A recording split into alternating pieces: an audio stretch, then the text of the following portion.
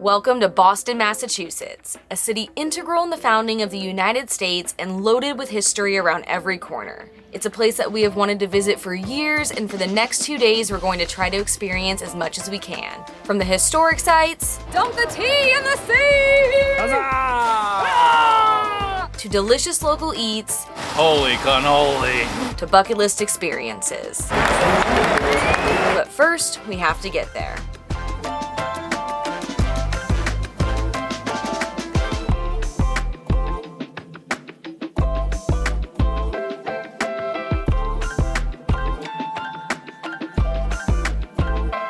We're staying outside the city, which we'll share more about later, and to get to the city, we're gonna take the ferry from Hingham to Rose Wharf. It costs $19.50 per person round trip, and it should be about a 30-minute ride.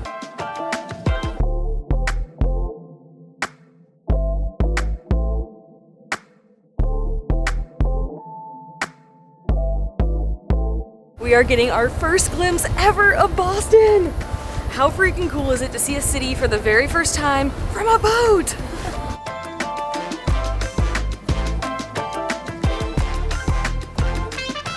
Heck yeah! Finally! We are deeming today our history day, so we're going to try to check out as many of the historical sites in the city as we can, starting with the Freedom Trail. The entire Freedom Trail is 2.5 miles long and includes a bunch of sites to see, both quick stops and some that take longer, plus some that you have to pay to enter. And we're not going to be checking out everything along the Freedom Trail, but we picked a handful of spots that we're most interested in, and we just took a lift from the ferry to our first stop, the USS Constitution. The USS Constitution launched in 1797 and is the oldest commissioned warship afloat. It has sailed all over the world, including the Caribbean, Mediterranean, Pacific, Europe, and Africa, and has been involved in many battles, including in the War of 1812, where it earned the nickname Old Ironsides.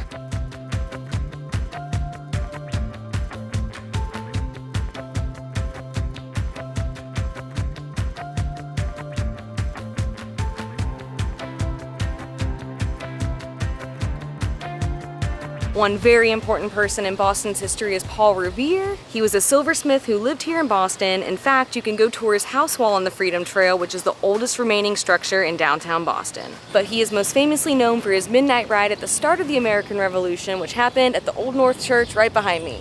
That I don't think you can see, but it's right there somewhere.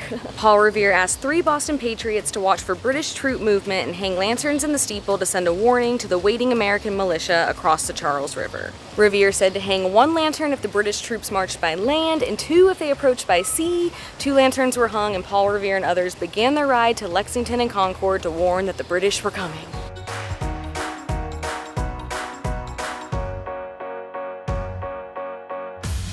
Walking around Boston feels like you're walking through a giant outdoor museum. It feels like you're just gonna bump into history around every corner. Oh, sorry, Mr. Revere.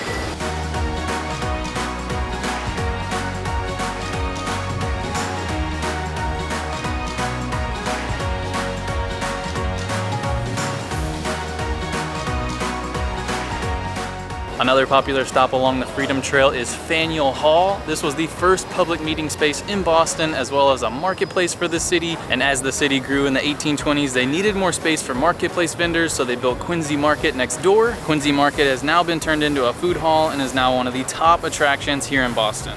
We've heard mixed things about it though, that it's super touristy and very busy, so we're just gonna wander through just to see it because we have another market in mind that we want to check out instead.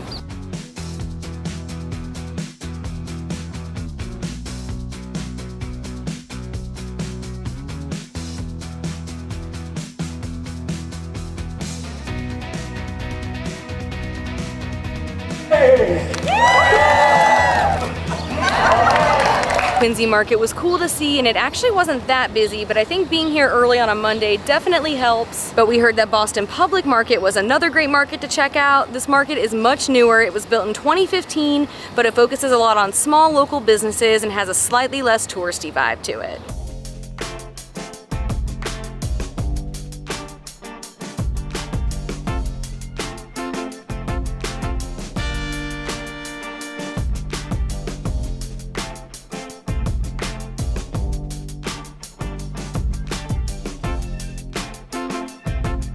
There are so many great stands in this market. There's a juice shop, a plant shop, there's produce, there's fresh seafood, there's a cider place, there's a bar. There's a ton to see here. It is totally our vibe. And we first had to get some iced coffees because it is very hot and muggy out today. And then we also needed a snack, so we went to this place called Moroccan, which has these Moroccan bowls with rice and meat and sauces and veggies. We got their Prince one with a bunch of sauces, and it looks so good. Whoa, so good. We got like their pineapple barbecue sauce on there. I think that's what this red sauce is here. You instantly taste that. It's like sweet, and then there's some harissa on here. It makes it spicy. I'm like drooling. And the chicken, man, is so moist and juicy. Oh, this is so good. This is a lot of food for one order too. Man, it's nice and heavy. That is rockin'. Is it rocking your Red Sox off? That's rocking my Red Sox off.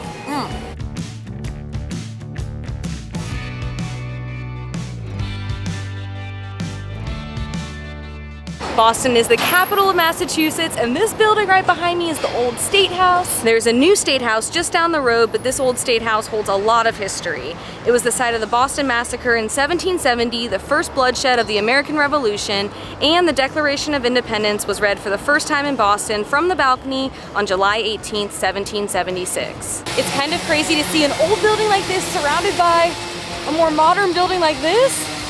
Boston is so cool.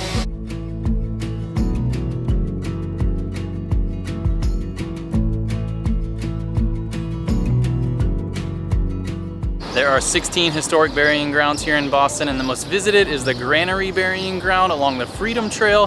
While there's only 2,300 markers, it's said that there are over 5,000 people buried here, including John Hancock and Paul Revere. But what's really crazy is that we found a still alive British soldier from the American Revolution just wandering around the cemetery.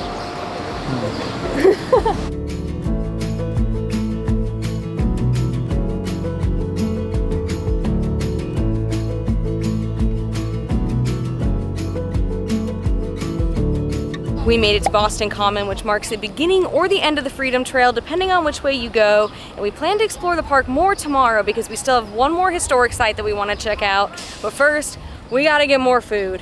And we're not just getting any food. Adam, what are we getting? Some chowda!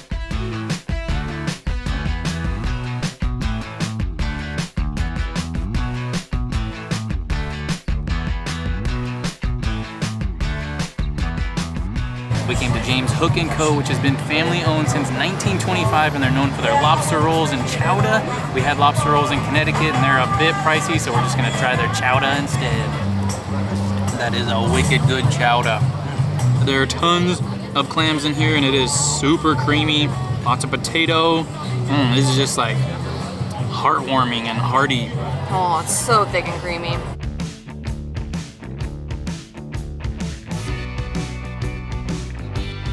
One of the first things we think of when we think of Boston is the Boston Tea Party. The Boston Tea Party was a protest by American colonists in 1773 against British taxes on tea. While disguised as Native Americans, they dumped British tea into the Boston Harbor, showing their resistance to unjust taxation and British control. It was a huge contributing event to the Revolutionary War, and to learn more about it, we're heading to the Boston Tea Party Ships and Museum, which is one of the things we've been most excited about here in Boston. We actually booked the experience through Tripadvisor, who is the sponsor of today's video. Tripadvisor is the world's largest travel website with 2.3 million accommodations, 5 million restaurants, and over 1 million travel activities from all around the world.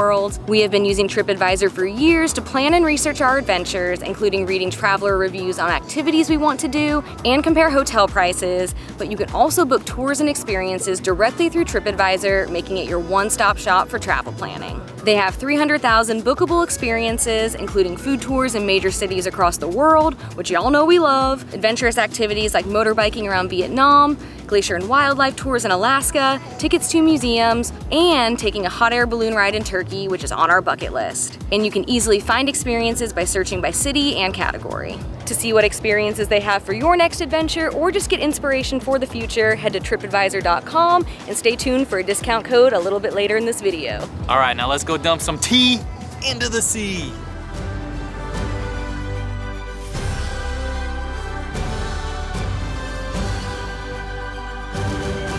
Those of you matters scheduled for the 4 o'clock town meeting are set to meet in the East Meeting House, wherein we will discuss the fate of that pernicious weed. Huzzah!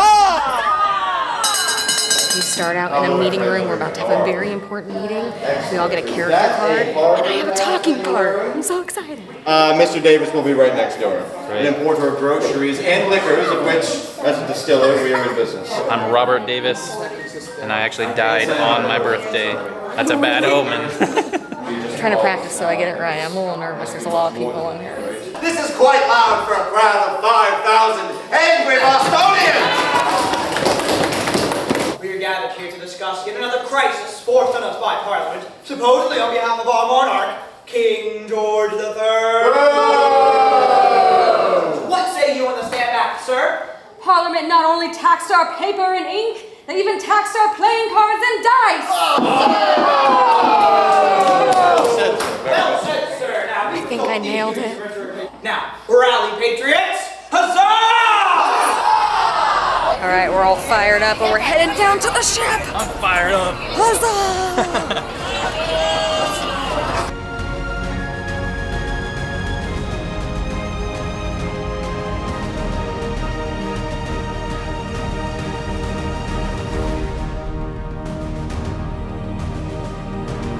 Say aye! Aye! Shove off the mighty yoke of tyranny, say aye! Aye! Be arrested and tried for treason, say aye! Aye! I swear, I was not there! I was not there. No taxation without representation. Huzzah! Dump the tea in the sea! Huzzah! This is way too much fun. Too much fun.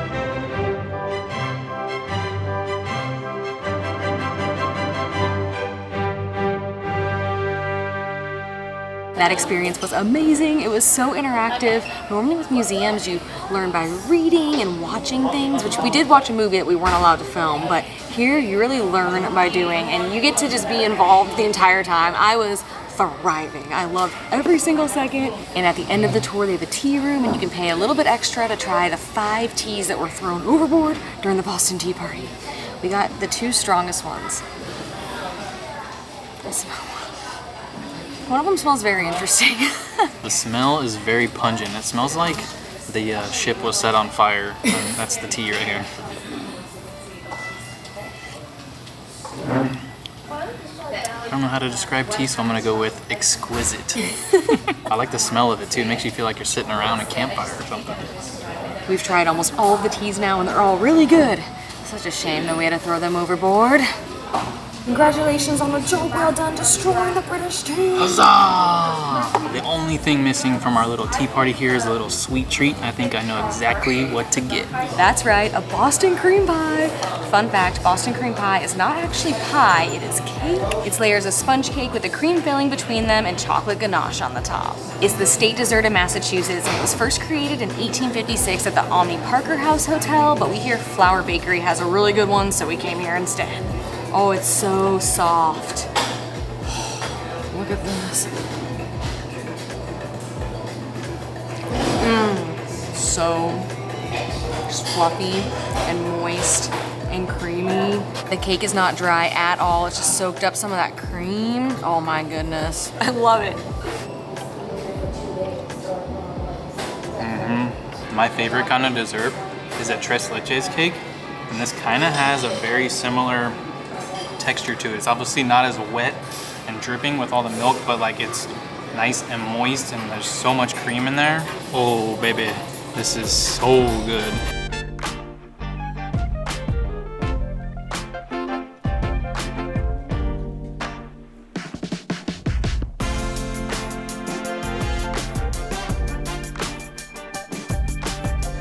Have a good one. Thank you.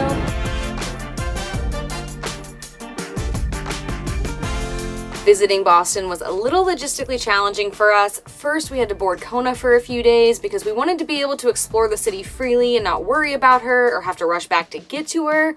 We also had to figure out where to park the van. We've taken the van to quite a few big cities, but we had heard that Boston wasn't very big vehicle friendly, so we're utilizing a park and ride lot and then taking public transportation into the city. We also had to figure out where to sleep because there are really no free camping options that we could find. So we ended up booking a campsite at Wampatuck State Park, which is about 24 miles outside of Boston. It is $60 a night for a power site for non-residents, so it's not cheap, but it is a nice campground, and it's in a good spot to explore the city with both the train and the ferry nearby, which is how we plan to get into Boston again tomorrow.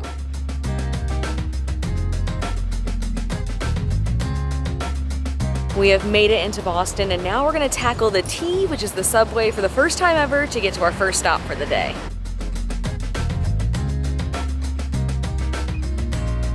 We've been using this M-Tickets app to buy all of our public transportation tickets, and it is super easy.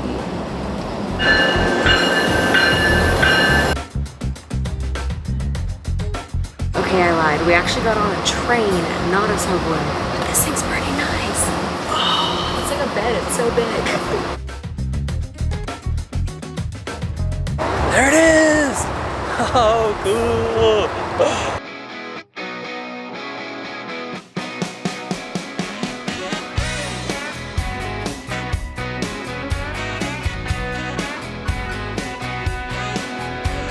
Today is a very exciting day for me because I finally get to visit Fenway Park, which is the oldest MLB ballpark in the US and the home of the Boston Red Sox. I have a goal of visiting all MLB ballparks, and this morning we're going on a tour of Fenway Park, which we also booked on Tripadvisor, and I am so pumped. Beautiful day to see Fenway Park, most beautiful ballpark in America.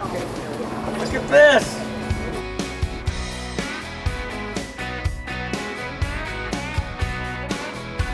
We're here, this is so cool.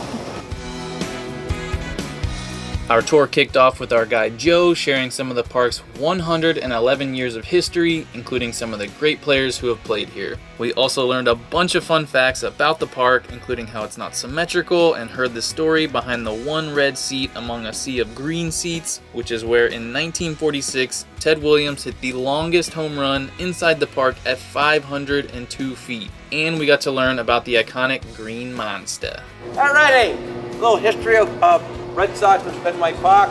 Next thing is we're gonna go up to the Green Monster seats. Wanna go up there? Yeah. We just can't go up there. We just can't go up there. How many people here from Massachusetts? Not a one. Not a one. You know, in Massachusetts we have a problem. You know what the problem is? You know what the biggest problem is? We don't have an R in our alphabet. So these seats are called the Green Monster seats. If you wish to go up there, see Fenway Park from that beautiful viewing angle, you need to earn the right to go up there. And the way you do that, on the count of three, you have to say Green Monster. Are we ready? 1, 2, 3, Green Monster. Let's go up.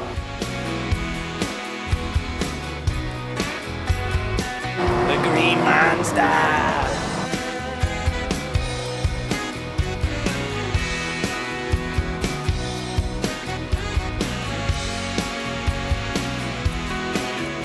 Throughout the tour, we wandered around the entire stadium, seeing it from different vantage points, walked through the press room, and got to see Fenway Farms, a rooftop garden that was created to utilize empty space. And the produce that is grown is used in the ballpark, which is super cool. Thanks for allowing us to show you Fenway Park. Thank Follow you. me. We just got done with the Fenway Park tour, and it was so much fun. You get to walk all around the ballpark and learn not only about the ballpark, but also so much about the Red Sox. And a big shout out to our guy Joe, he was amazing as well. I'm not a Red Sox fan by any means, but I'm a big baseball fan, and if you're a baseball fan, this is a must-do experience. If you want to experience this tour or the Boston Tea Party Ships and Museum, we'll put their TripAdvisor links in the description and pinned comment below. But even if you're not coming to Boston, we have a 10% off code for any experience booked on TripAdvisor, which is A+K10. A huge thank you to TripAdvisor for supporting our adventures and giving us these iconic Boston experiences. And to continue our Boston exploring, we're off to have a little Italian feast in the North End.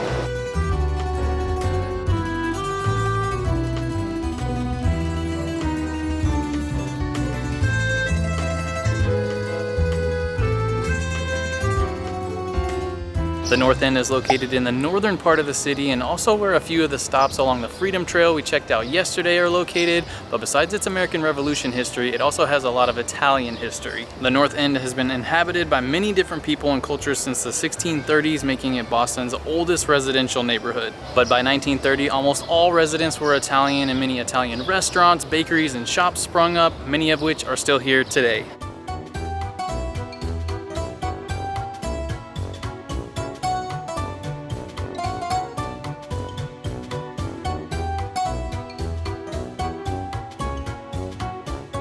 There are many delicious Italian restaurants in the North End, but many of them are a bit too fancy for us. However, we found a spot that we think is perfect for us, Galleria Umberto. It is a cheap, no frills, cash only, order at the counter spot, which is totally our jam.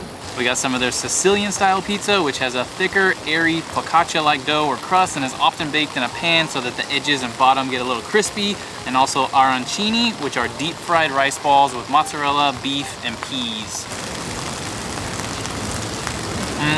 You got a thick, nice, doughy crust there. Yeah, just like focaccia bread. The sauce is delicious.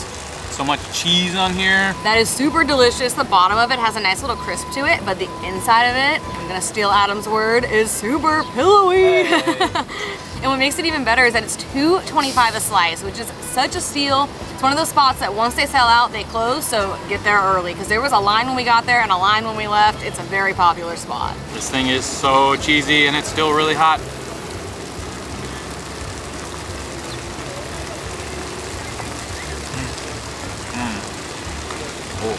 The first thing you notice is the crispiness on the outside from being fried, real thin breading on there, and then just on the inside of there is all the rice that's nice and spongy and holds in all the meat sauce that has a good like kind of marinara pasta flavor. I didn't get a good bite of the peas, but I think that's an interesting addition. It's so cheesy. Oh yeah, the peas are an interesting addition.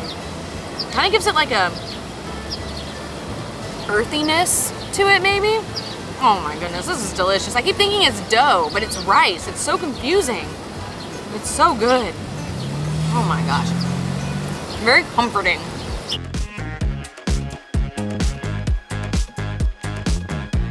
Besides savory Italian food, another very popular thing to eat in the North End are Italian pastries, specifically cannolis. And there's a huge debate on who has the best cannoli in the North End, with Mike's Pastry and Modern Pastry being the two biggest names and the most popular with tourists. And after reading tons of reviews and opinions, we could not decide between the two, so we decided to get one from each.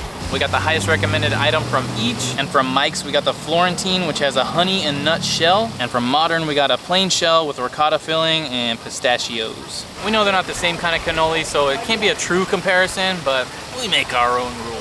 So a few first impressions and good things to know. One, they are both cash only. They're also known for having some pretty long waits, especially Mike's, but we walked up and ordered at both of them, so we got super lucky.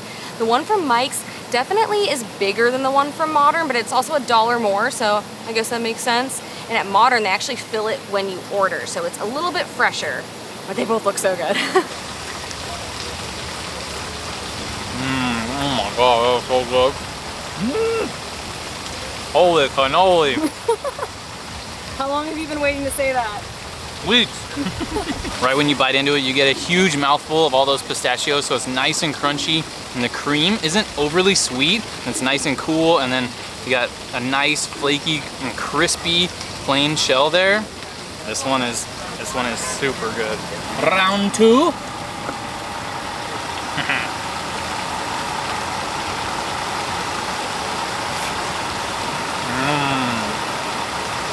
Oh man. This one obviously had a huge mouthful of chocolate chips and it was amazing. The filling in here is delicious too. Again, not overly sweet, but then the shell on here, I really like that. Crispy, crunchy, and sweet. Again, holy cannoli. I think this is my second cannoli ever. So I'm not a cannoli connoisseur by any means. That's really good though. The filling is so creamy. I think, yeah, the outside is a bit sweeter. The inside's not as sweet. And we have powdered sugar on top, so that adds some sweetness. All right, Mike, let's see what you got. I like the shell on that one. How am I supposed to pick which one I like better? I think I like the shell on this one better. It's just unique. I want to say maybe I like the filling on this one better. And I might be more like pro chocolate chip over pistachio. It's just sweeter. I don't know. I don't think you can go wrong with either. Bum, bum, bum, bum, bum, bum. Which one? Which one? I think I'm gonna go with the modern. I feel like this one is a little more classic and this one's a little more kind of like a specialty flavor. I will admit though, I do like the shell on this one better, but this one just feels a little more cannoli or refined or classic, I guess, and yeah, I'm just leaning this one. They're basically right across the street from each other, so there's no reason you can't do a cannoli bang bang.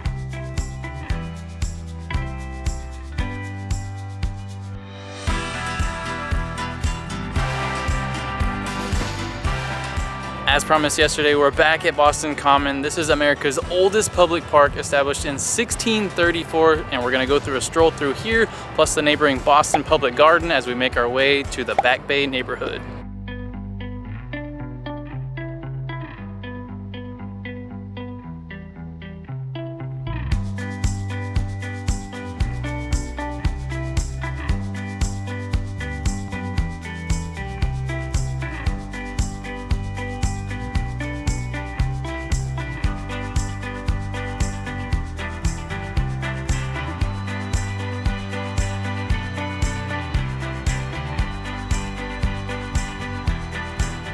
Back Bay is a picturesque neighborhood lined with gorgeous brownstone homes, shops, and restaurants. It's also home to the finish line of the famous Boston Marathon, and where on April 15th, 2013, the Boston Marathon bombing occurred right near where we're standing. And these stone pillars are a memorial for the 3 people that died that day. This year was the 10-year anniversary of the bombing, and our friend Ryan, who is the host of the Pursuit of Happiness podcast, recently had on Adrienne Hazlitt, who is a survivor of the Boston Marathon bombing. She lost her leg due to the bombing, but has since run the marathon and shares her story all around the world to inspire others. We highly recommend listening to that episode.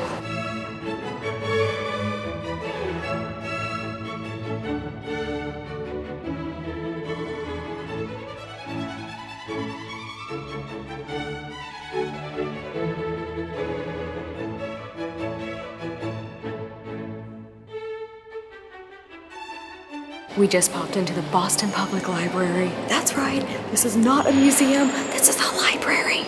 It has Renaissance-style architecture and all of these stunning columns, ornate details, and murals. It really feels like we're in an art museum or something. We spend a lot of time in libraries on the road. They're our go-to spot to work because they're free and they usually have fast Wi-Fi. And this is hands down the most beautiful library we have ever been to. This library is like some of the palaces we've been to in Italy and in Mexico. It is so beautiful.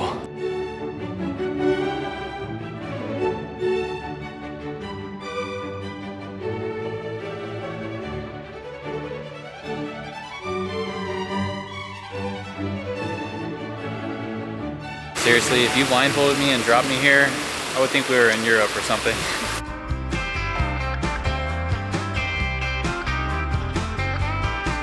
We're back, baby. Not only did we go on a tour of Fenway Park this morning, but we're going to a game tonight.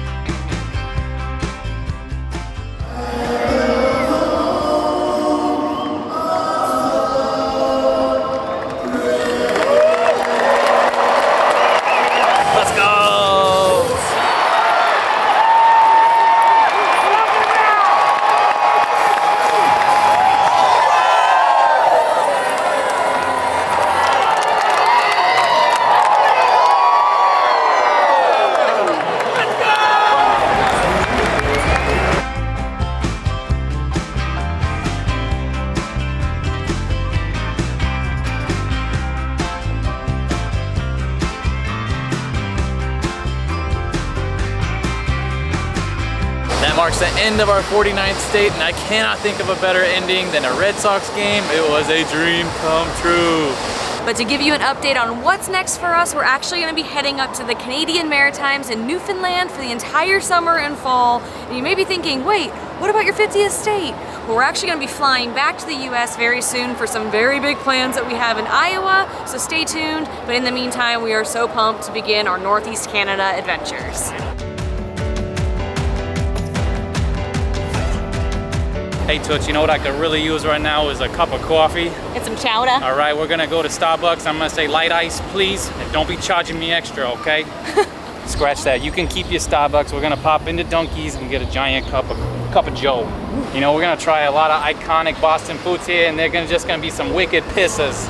That Paul Revere guy, you know, he's one lane of this, two lane is this. Come on. Jeez, I'll talk. We bought this umbrella because the whole last week it said it's gonna be heavy rain on the 2 days we're here.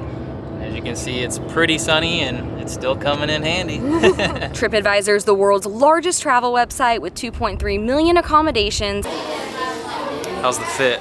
Oh my gosh, I love it. You look so good. Get it. Drop it over.